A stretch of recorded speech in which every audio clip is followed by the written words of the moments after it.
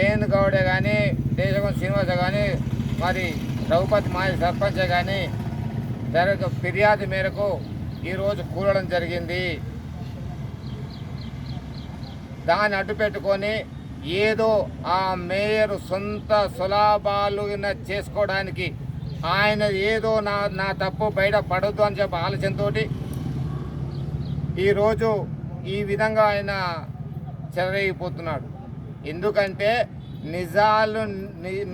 నిజాలు బయటకు వస్తే నా పాపం బయటకు వస్తుందని ఒక్క పాపంతో ఈరోజు ఆ మేయర్ మాట్లాడే మాటలకు నిదర్శనం అని తెలియజేస్తున్నాం. నీ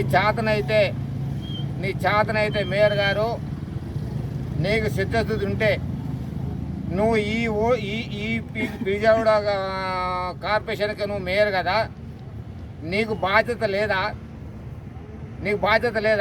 1వ నంబర్ 6 ఎకరాల రికార్డు పరంగా ఇవాళ రెవెన్యూ రూపాయలు